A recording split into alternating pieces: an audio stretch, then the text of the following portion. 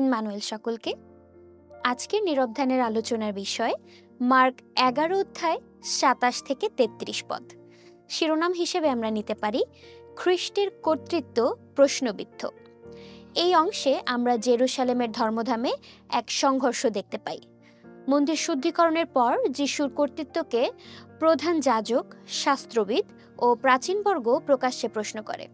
এটি কেবল ঐতিহাসিক বিতর্ক নয়, এটি ঐশ্বরিক কর্তৃত্ব, ভাববাদী সাক্ষ্য, অবিশ্বাসের কঠোরতা এবং খ্রিস্টতত্ত্বের এক গভীর প্রকাশের ফল। আজকের আলোচনার প্রেক্ষাপট, যিশু মন্দির শুদ্ধিকরণের মাধ্যমে এক মসীহীয় কর্তৃত্ব প্রদর্শন করেন।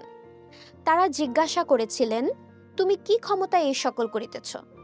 এটি একটি নিরপেক্ষ প্রশ্ন নয়, একটি বিচারমূলক প্রশ্ন। তারা যিশুর বৈধতা যাচাই করতে চেয়েছিল।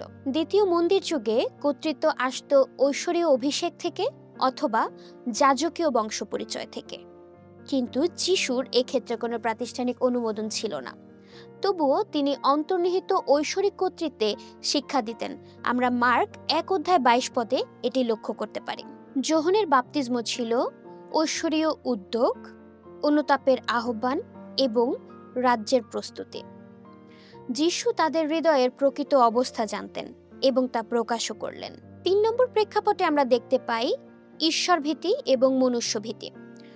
ধর্মীয় নেতারা নিজেদের মধ্যে আলোচনা করলেন, যদি বলি স্বর্গ হইতে তবে আমাদের অবিশ্বাস প্রকাশ পাবে, যদি বলি মনুষ্য হইতে তবে আমরা লোকের বিদ্রোহের মুখে পড়তে পারি। অতএব তারা বললেন, আমরা জানি না। এটি অজ্ঞতা নয়, এটি ইচ্ছাকৃতভাবে এড়িয়ে যাওয়া। এখানে আমরা দুটি বিষয় লক্ষ্য করতে পারি, 1 সত্য কর্তৃত্ব এবং 2 বিকৃত কর্তৃত্ব। সত্য কর্তৃত্বের মধ্যে রয়েছে ঈশ্বরমুখী কর্তৃত্ব, সত্য অনুসন্ধানী কর্তৃত্ব এবং প্রকাশের প্রতি আনুগত্যতা।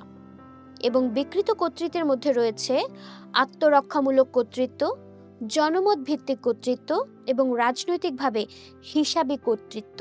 হিতোপদেশ 29 অধ্যায় 25 পদ আমাদের বলে, মানুষের ভয় ভাতস্বরূপ। ধর্মনেতারা ঈশ্বরের চেয়ে মানুষকে বেশি ভয় করেছিল। যিশু সরাসরি উত্তর দিলেন না, কিন্তু কেন? কারণ প্রকাশ গ্রহণের জন্য হৃদয়ে প্রস্তুতির প্রয়োজন। কঠোর হৃদয় গভীর সত্য গ্রহণ করতে পারে না। এই অংশ প্রকাশ করে যে যিশুর কর্তৃত্ব স্বর্গীয়, এটি আত্মপ্রমাণিত, এটি বিশ্বাসের দ্বারা উপলব্ধ। এই অংশ আমাদেরও প্রশ্ন করে, খ্রিস্টের কর্তৃত্ব আমাদের ব্যবস্থাকে চ্যালেঞ্জ করলে আমরা কি সন্দেহ করি? আমরা কি ঈশ্বরের সত্যের চেয়ে জনমতকে বেশি গুরুত্ব দেই? আমরা কি অনুতাপের আহ্বানে সাড়া দিয়েছি? ঈশ্বরীয় কর্তৃত্ব পদমর্যাদা নয়, ঈশ্বরীয় আহ্বানে প্রতিষ্ঠিত হওয়া। মার্ক 11 অধ্যায় 27 থেকে 33 পদ কেবল একটি বিতর্ক নয়, এটি মন্দিরে দাঁড়িয়ে থাকা ঈশ্বরের পুত্রের প্রকাশ। এখন আমাদের সামনে প্রশ্ন, আমরা কি তার কর্তৃত্বের অধীন হব? ঈশ্বর তার নিজ বাক্যের প্রতি সকলকে আশীর্বাদ করুন। ধন্যবাদ।